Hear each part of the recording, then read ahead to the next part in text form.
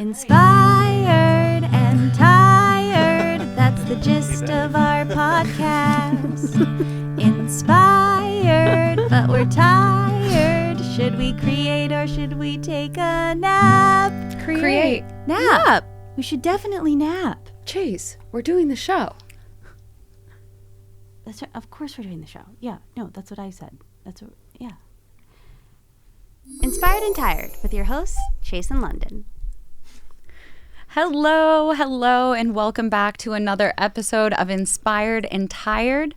I am London, and I'm here with my sister, Chase. Hello. Hello, I'm so excited to be chatting with you again. Let me just say, your hair looks so adorable. Oh, thank you. You're welcome. It's the holiday jingle bells, just like two little ornaments. Oh, That's what it is? Yeah. So cute. Thank you. I love your sweater as well, I gotta say. It's the holiday jingle. Yeah, is this a new sweater? Because Chase has the best collection of, this is not an ugly sweater, but an ugly Christmas sweaters. Mm-hmm. My favorite. No, this is Rent the Runway. Oh, gosh. Always. Chase has one that's just an Old Faithful. It's a bright red sweatshirt and it says ugly Christmas sweater. I'll wear that next week. Yeah. I Rent the Runway, like, I don't know, do we need them to be a sponsor? Because I don't use it for, like, fancy clothes, what people usually use it for. I use it for, like, casual day-to-day clothes. It means you can have way less clothes in your closet and still look cute all the time. Yeah. We love Rent the Runway here. Definitely.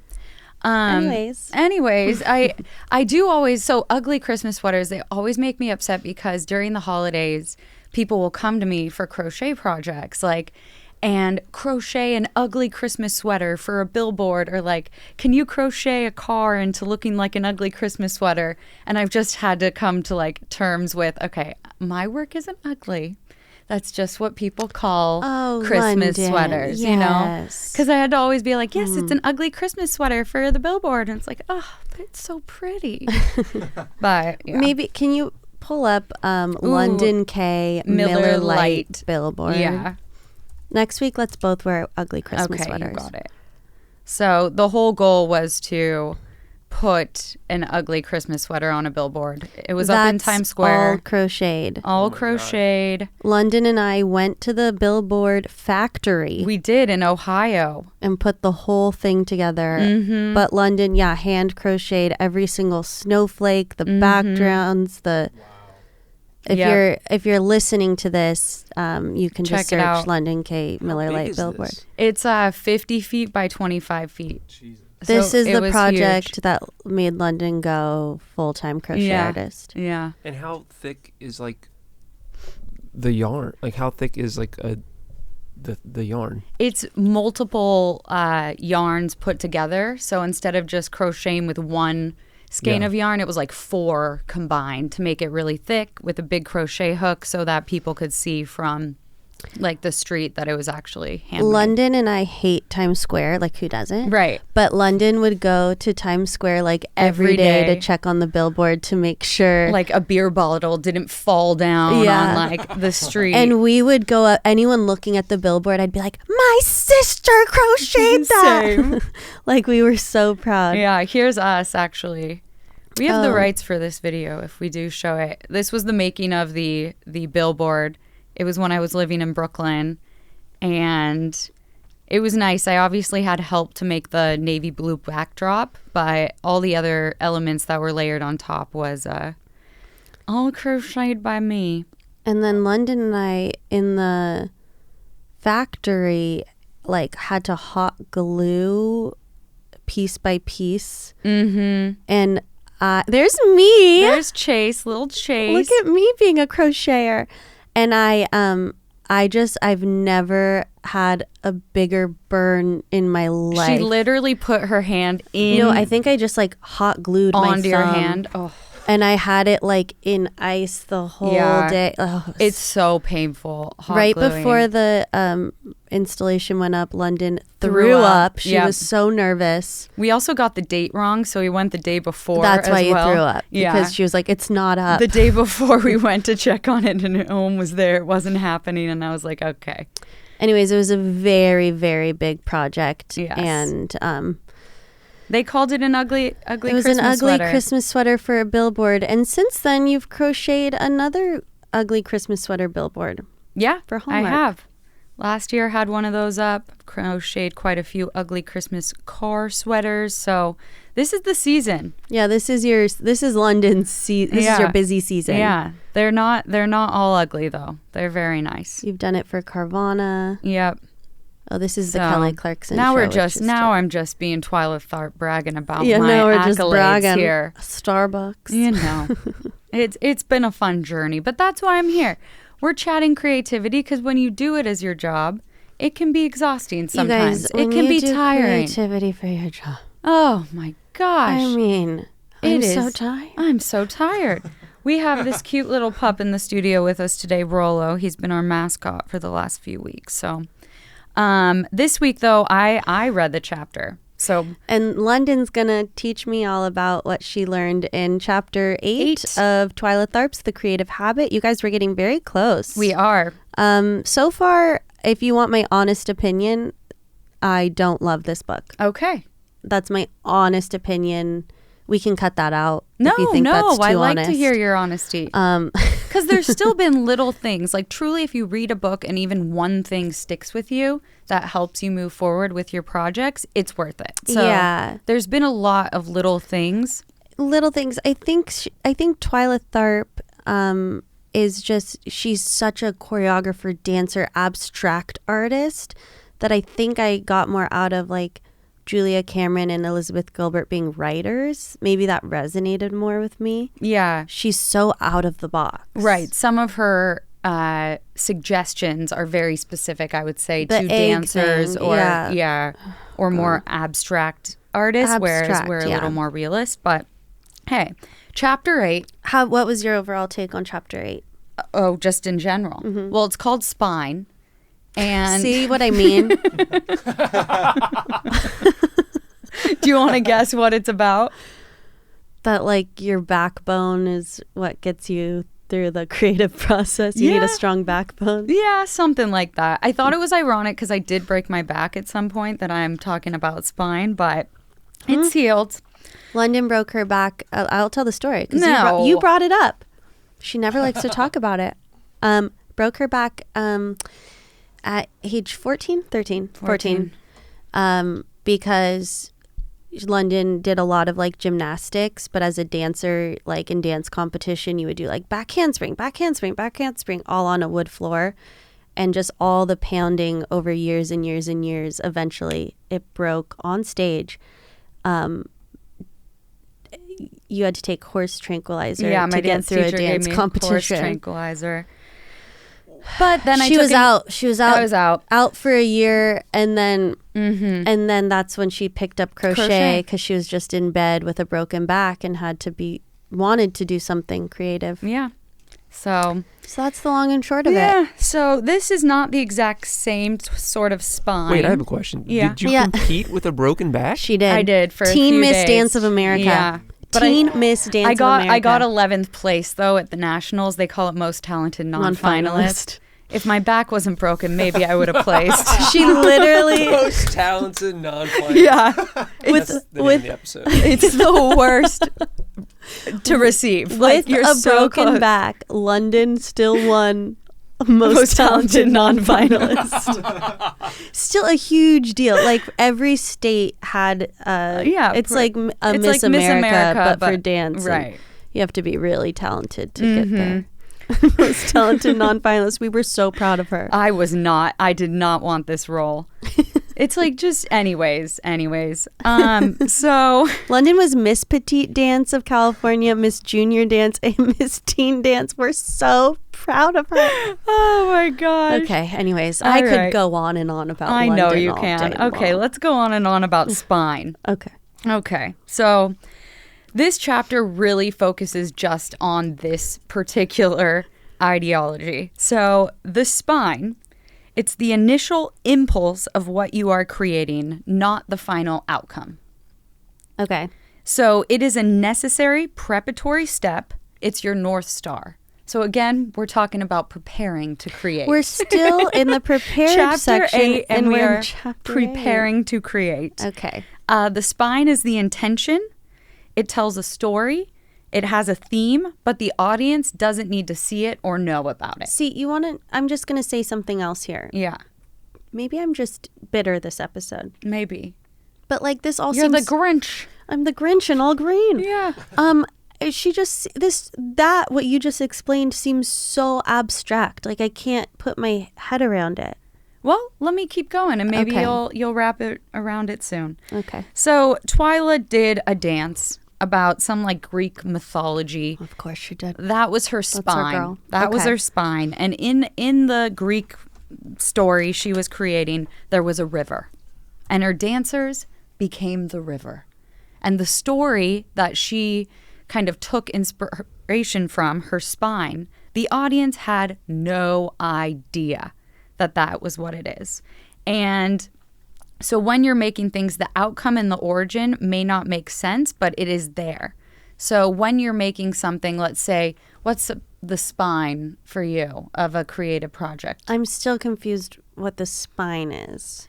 Can you use your own self as an example? So if I am, now you put me on the hot seat. You're right. It's a little hard. I'm not creating any ballets.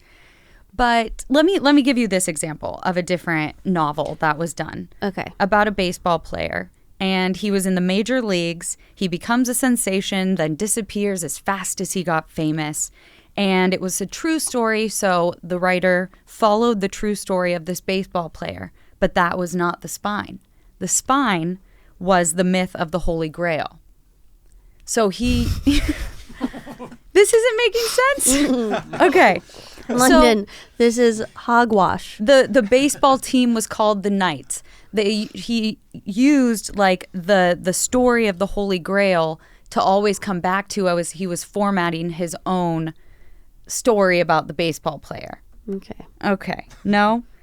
The story is about a baseball player. Well, the this spine is a Holy Grail. So what I'm taking away from this, in the first example, Twyla knew that she was getting inspiration from this Greek mythology piece. The audience had no idea that that's what the piece was about, but for her, it gave her something to like work with. Yes. And this guy, like he was telling a story about a baseball player, but the audience has no idea it's actually about the Holy Grail. Right. And kind of like Romeo and Juliet is used, kind of that story is used of what? She's the man. There's no, West Side Story. Oh. She's the man is like the Kiss Me Kate or one of those. Oh, other ones. Interesting. But yeah, kind of like that. She's the man isn't Romeo and Juliet. Oh. How Macbeth? would that No, be? it's a Shakespeare play. Yeah, It is a Macbeth Shakespeare or- play, but it's not Romeo. Okay, and okay. Star-crossed lovers. Yeah. Or 10 Things I Hate About You. Is The that Lion Romeo King and is Juliet? Hamlet. 10 Things I Wow. Hate About You is Taming of the Shrew. Oh, okay. So you made a good point. Yeah. So like that's kind of what she's trying to say. Even if you don't know the story, they're using it as a backbone Which or a the 12th spine. night. Yeah, not Kiss The Me. 12th Night. Shakespeare really made an impact. He really did. He really did well. And what's so interesting, because I studied Shakespeare in Of course you college.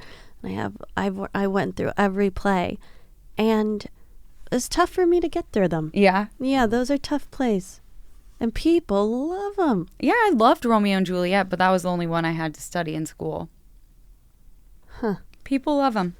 Yeah. There's a new musical on Broadway called And Juliet, Ooh. which is about if Juliet didn't kill herself for the man, and she just was like, oh, let me live my own life. And it's about what happens to her if she kept on living, and she is thriving. It looks like it. And it is so good, apparently.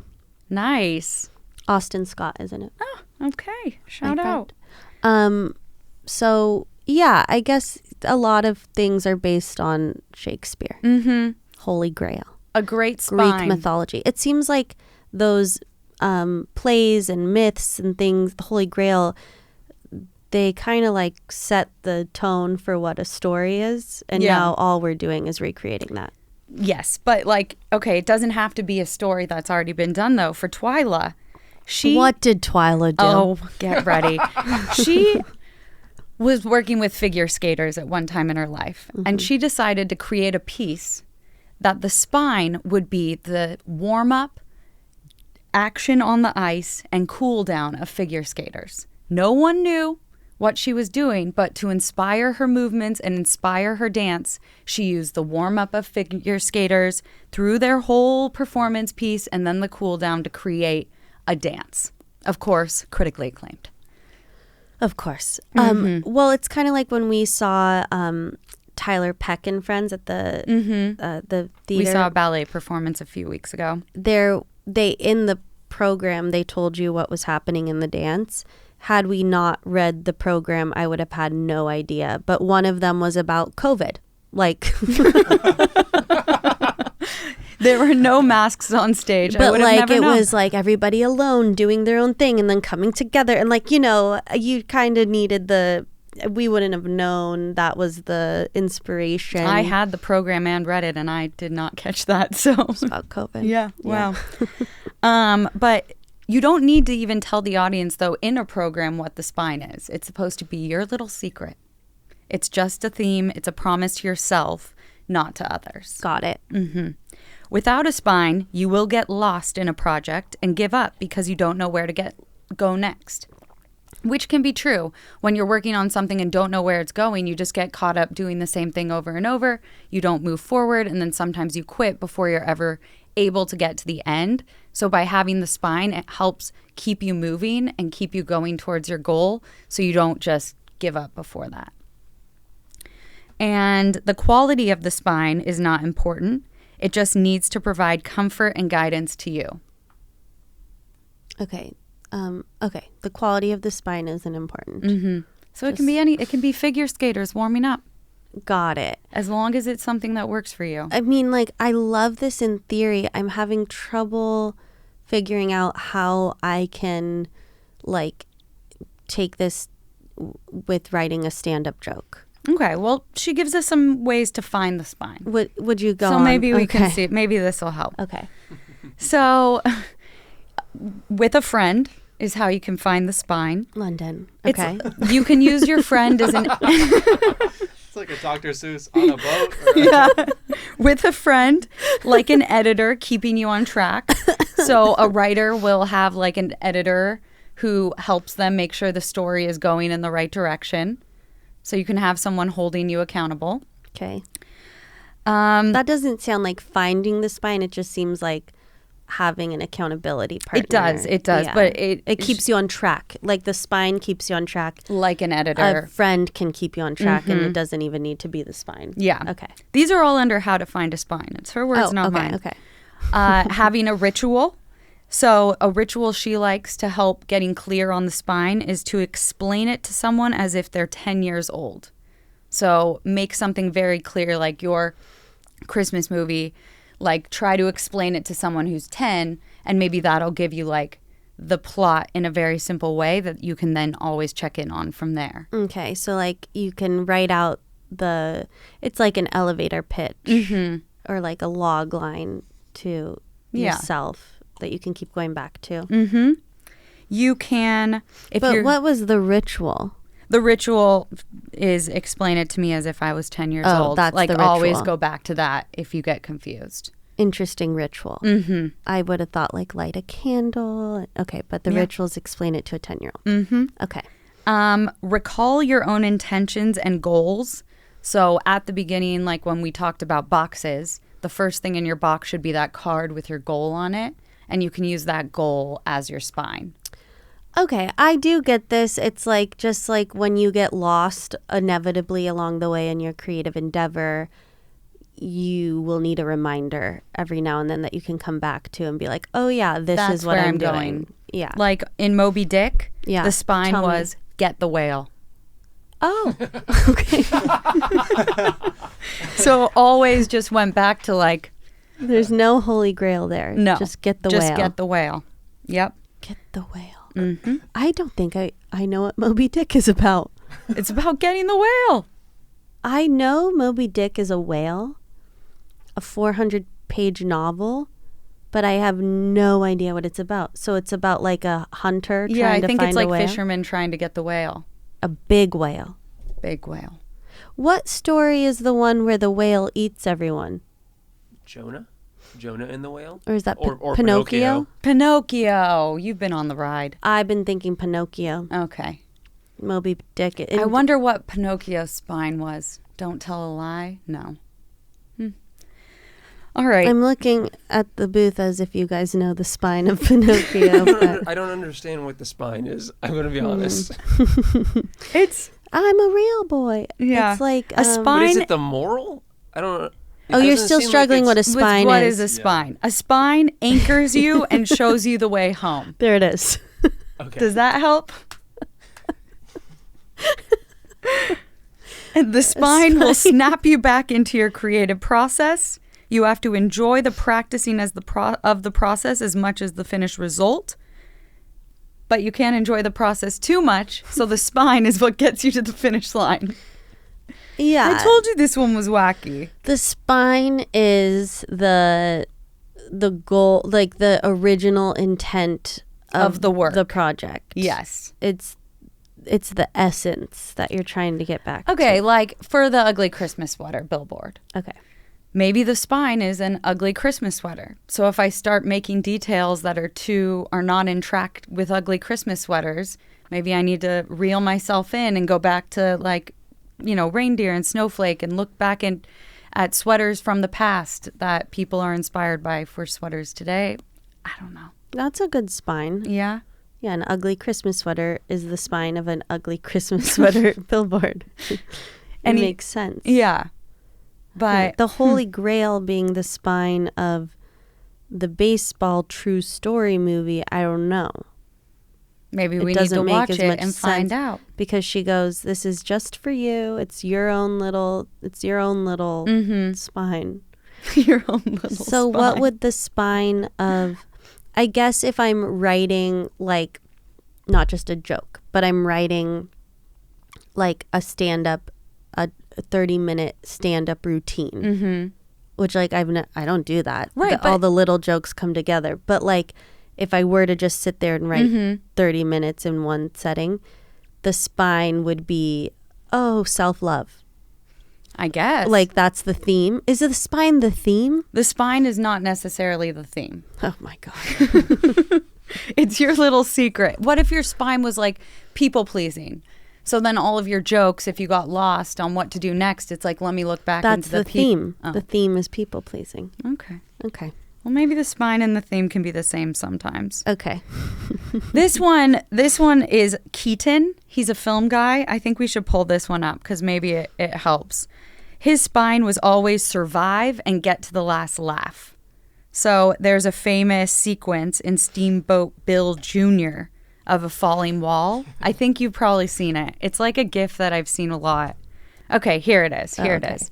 So it's a man, his house, it's blowing all over. Oh, it seems like Dorothy in The Wizard of It Oz. does. The house is shaking, and Keaton's goal for all the films he made was survive and get to the last laugh. So it made him continue to push forward, not get stuck in the process so that he doesn't ever finish anything. But he didn't go too fast, but he wanted to get to the last laugh and have someone survive.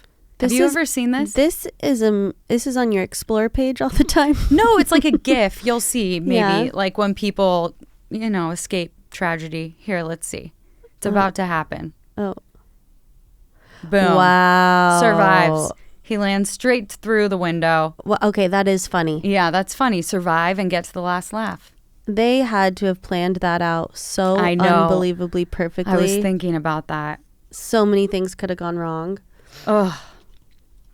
You're If right. you are just listening, this man was just standing and then a whole home fell on top of him, but And- the window was open, and so he survived. the window is what landed on him, and Mm-hmm. wow. We just pulled up Twyla Tharp's spine because maybe it'll get some more clarity. If we Yesterday I posted about finding your own spine as a writer. It says a spine is your big why, your reason for doing what you do, that thing which keeps you upright and centered. Yeah. You didn't say any of that. That's what I'm saying. Your big why. But not your why for life. It can be, but it's your why for a particular project you're doing. Yeah. Your big. Okay. Oh, so it's more like the motivation. Why are you keeping going? That's a good way to put it. Okay. Yeah. I like that. I liked like that. The thing that keeps us going. So the spine. This is an example of this woman's own work. Okay. The spine for one of my WIPs is this: a small boy and a big world. That's it. Simple, maybe even cliche. But cliches are fine for spines if they give you what you need. For me, every time I get lost in the story or unsure how to approach a scene, I think a small boy in a big world, and it roots me in tone, perspective, theme, point of view. Okay. I like that. Yeah. So finding your spine, whatever keeps you going. The Great. purpose, the goal for you. Great. Okay. I tried, You It did was good. it was a lot of spine. I told you I'm not good with spines, and there we are. This is what happens.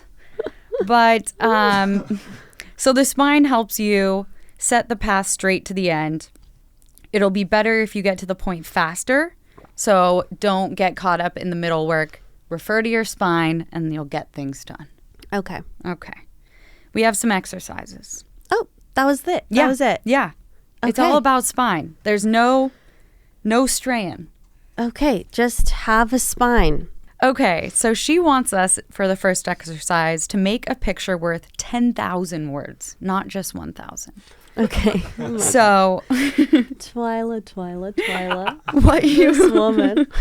what you create should have a deep story. Even at first look, people won't know it though. So this is what I thought of. Okay. So she said, make a gesture. So here's my gesture. Okay. I'm gasping, From first look, though, it's, what is it? What's... I thought you were like, yeah, I definitely thought you were hanging Oh, yourself. gosh. No, that's not my story. Rolo's up because he was nervous about what I was doing. You're like, oh no. It doesn't look good. You're about to get your head chopped off. Okay. Well, it makes you think. That was So my gesture, I thought about a woman who woke up. She lives in a cute little suburban home. 2 kids, a husband. She has breakfast in the morning, drinks her coffee, goes on with her day, has a PTA meeting, comes home for lunch just to grab her kids' swim gear to take them to practice after school, and she starts getting dizzy. Her husband put a little something in the coffee this morning, and she starts choking. That's the gesture. And poor thing got poisoned at lunch today. That's it. There's more. I could go on and on, but 10,000 words is a lot. You have a gesture? What? That's the story. The spine of that story.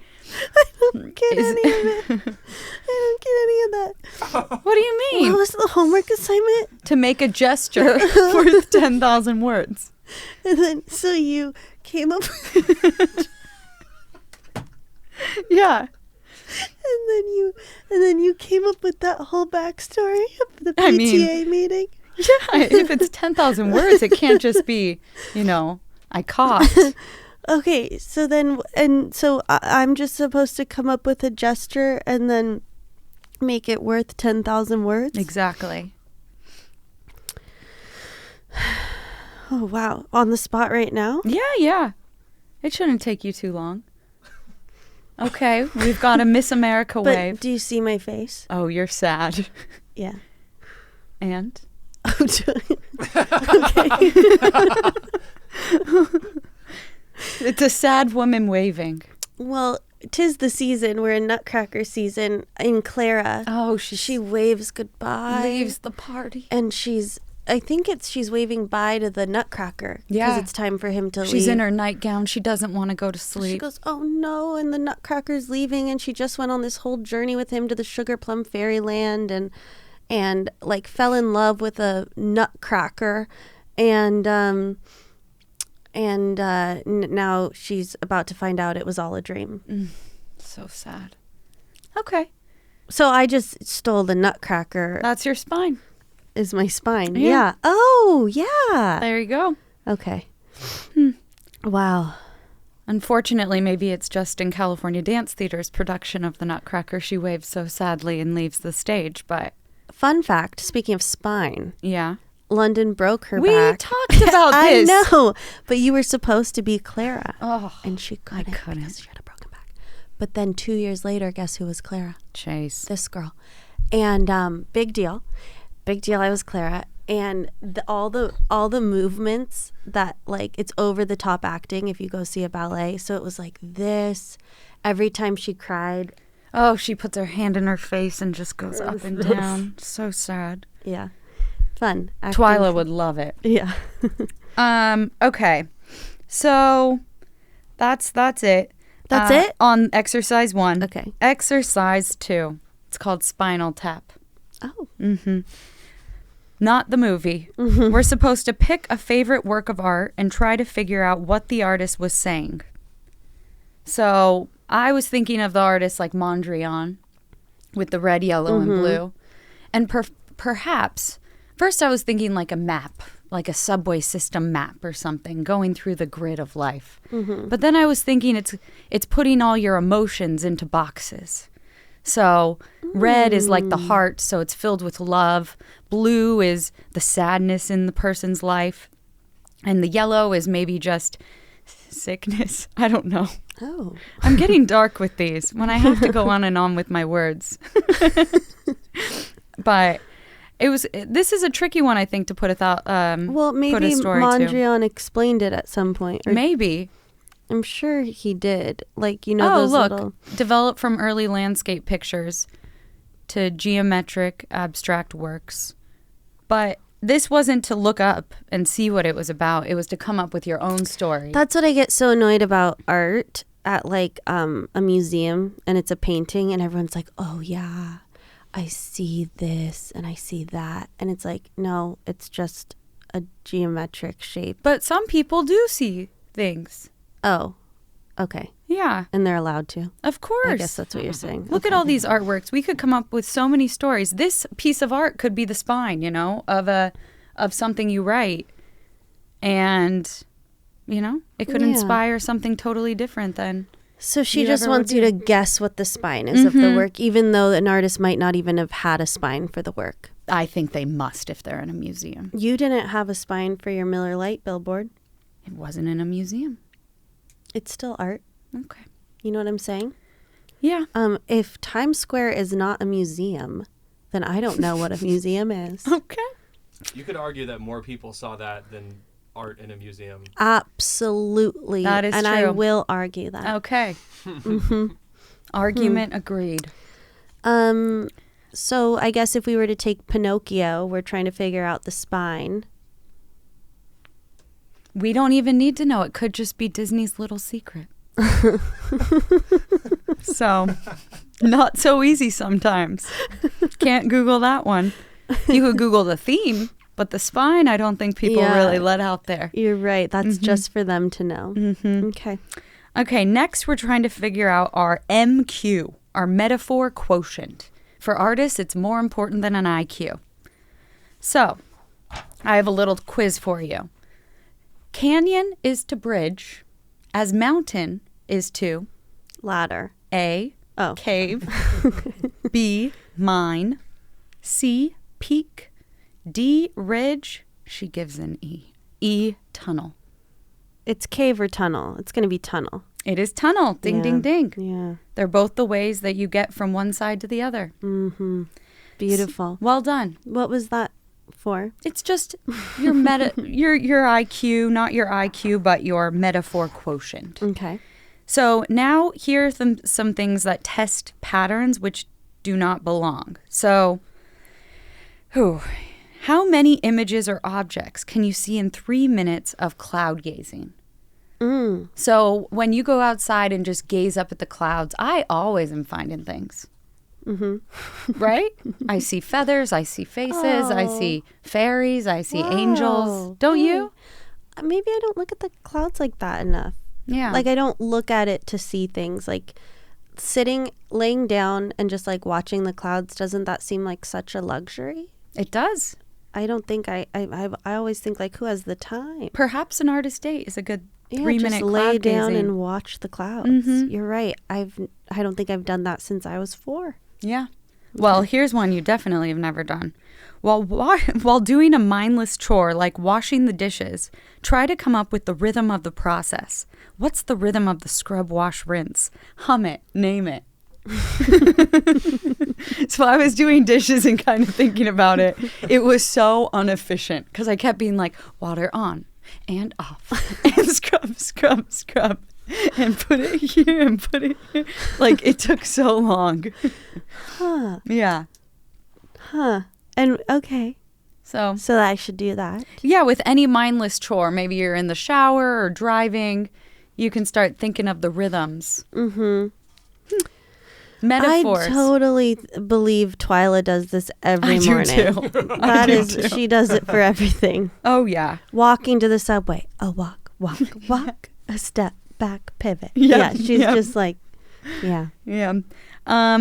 Also, listen to a mechanical sound and then mimic it. The click of a turn signal, and mimic it when you speak. Twyla did do this one. I don't know how you can remember the beat all day of the turn All signal. day she did it. She did it. I mean, after she got out of the car, she was having a chat. She was walking around. And then in the studio, she was trying to mimic this. Oh, of course, it turned into a dance. Yeah. Yeah. Yeah. That's the thing. She's very much like rhythm because it's dancing and I does she say how to change that into crochet? No. And to That stand there is up? no crochet in this book. What are you doing? Typing to the beat of the drums. Yeah. It'd take you forever. Yeah. A click, click, click, click, click, click. Anyways, okay, focus on a superstition like knocking on wood. What images spring into mind? A happy ending or a devil? Follow your thoughts. She's getting kooky. It's chapter 8. She's pulling from threads here. Okay. Like, what is it? A superstition, step on a crack, you break your mother's back? Of course, Yeah. that's a negative connotation. Yeah. And I mean, she's really saying if you are stuck, like this is if you are really stuck, try these. Yep. Well, she says referring to metaphors is really important with creating. So all these things help you bring metaphors to life. Yeah, I was trying to think of a metaphor when I was writing the other day. I was thinking about when I was at that wedding alone with you, and the guy goes, "You single?" And I said, "Yeah." And he goes, "How old are you?" And I didn't like that, and I was thinking, okay, Of course you didn't like that. I was thinking like writing like the joke would be a guy asking a girl how old she is the equivalent to dun dun dun. I cannot come up with an equivalent, but I did think of Twyla would love a metaphor here. Like I can't think of one, but I know that's where the metaphor would go. What did it make you feel when he said that? Vulnerable. Okay. What about asking a guy how tall he is? Oh my God, that's so good. Yeah. If they're not like obviously a tall person, then that will sometimes lead to a What very, if I say, what size shoe do you wear? Yeah, that's great too. Because of the implications. How much money do you make? Yeah. Oh. Oh my God, you men know exactly what the What'll equivalent is. Pull them to their heartstrings. Oh my gosh. Okay, which one would get the biggest laugh at a show? Asking a girl how old she is the equivalent of asking a guy how much money he makes. I mean, I'd get a standing if you say it ovation. that way, it's Yeah. gonna kill every time. That's going to be great. That's going to be great. Okay, I'll work on it. You could also do some crowd work too. You could be like, so what's like the one question you'd never want to be asked? Oh, see, London's so good. Oh, thanks. I think that's what I have to do. Yeah. It'd be like this, sir. Yeah. Like, how much money do you make? Okay, yeah. Yeah. Okay, we got a few more. Yeah, but then I'd it's just my luck. The guy would be like, I make $5 million a weekend. And you'd say, great, here's my number. Oh. Okay, London should be a stand-up. I should not, and you're the only one that laughs at me. Okay. Next, we're supposed to study words and their linguistic roots. Where does it take you? How far back must you go? What are you thinking of when it comes to the source? So it's like taking the word Christmas, and we're supposed to look it up. What's it? The Oxford Dictionary? Mm-hmm. Webster. She calls it the WOD. You're supposed to go to the WOD, look up a word, and then look at the history of it. She even likes to look up the word that comes before it and after it in the dictionary. She has too much time on her hands. Just in case she's one word off. She has too much time on her hands. She's someone that takes creativity and thinks it's precious. You know? Mm-hmm. She's so precious with her creativity. Yeah. I mean, I guess she did become a New York Times bestseller and have a Broadway she's had musical an incredible career. So maybe and clearly a huge apartment for all the boxes. Yeah. Huh. Okay. All right. So what did you do? What word did you look up? I didn't. I didn't look anything up. That's like, like you could look up tea. I could look up feather. Feather would be a fun word for me to. But to inspire a crochet piece? Who knows? Maybe the word before it or after it will inspire. Yeah. Again, I think it's feather. Like, it's Dutch. This is like you show up to your desk like you're supposed to show up 9 to 5 and just be there for when inspiration strikes. And while you're waiting for inspiration to strike, you can do all these exercises. Well, let me just say, I just read that feather in German is Feder. What if I made a Roger Feather, a tennis piece, where Roger Federer was a feather? I mean, his tennis racket was perhaps a feather. I don't know. It's something to get you going. Never would have thought of that without looking it up. I bet no one's ever thought of that. Took me 2 seconds and boom. Roger Federer. Roger Federer. Oh, he's not feather. Oh, never mind. It wouldn't make sense. I don't think it made sense anyway. But it's your spine, and no one needs to know the spine. It's true. That's your little secret. Yep. Oh, it looks like there's a Twitter account for a parrot named Roger Federer. Oh. That's funny. That's funny. That's very funny. You should collaborate with them. Oh, look, they've got a Look feather at, head. there's a Roger Feather. Okay, I'm not the first to think of this. Wow. Yeah, Yeah, that's look what at I that. was imagining crocheting. Wow. Yeah, that's exactly it. Roger with a feather head. Yeah, it's one of those things where people are like, oh, Chase, like the bank. They think they're the first to come up with it. Of course. You'll be like, Roger Federer, like a feather. And he's Yeah. like, you're the first to say For that. me, it's like, London, were you conceived there? Yeah. Yikes. Okay. The next one, we're supposed to find 2 works of art that we can connect to each other. It's like you pull up a Picasso and a Matisse and you try to find similarities between the 2 artists. Just gets the juices going. Okay? Well, those artists seem very similar. What if you pulled up like a Picasso and then like Billie Eilish? Sure. Doesn't that seem a little farther removed? Yeah. That does. We're Googling it. We'll see if it's ever been thought of before. Oh. There, it A has. Billie Eilish looking Picasso piece. There you So, go. who You could knows? look at a Picasso and go, that looks like Billie Eilish. Yep. I don't know if it's offensive to Billie Eilish. I don't think so. Okay. If she is the muse, if she is the spine, Yeah. you can't be offended by that. Yeah. And last one, turn narcissists around. Try to see another person in your image, then reverse it. Try to see yourself in that person's image. Imagine your life if you were that person or if they were you. She says this is pretty much just envy. and people do it all the time. I mean, the way she I went know. about saying it. I know. The way she said, turn narcissists around. Like, she could have just said, look at yourself in the mirror and then, like, Compare yourself to someone else. and then look on Instagram. Well, Right. she didn't have that then. She didn't. Look at, the newspaper and Mm-hmm. then compare yourself to them. You're supposed to compare yourself, though, for getting inspiration with kind eyes. Find the positives and the things you have the same, but at least I think so. So it's like looking at yourself in the mirror and then all of a sudden I pretend that I'm looking at Michelle Obama. And but I have no envy there. No, but you're like, we're both women. Maybe you find some parallels. Oh, like, okay. We're both doing good. Yeah. You try, what is it? We go high.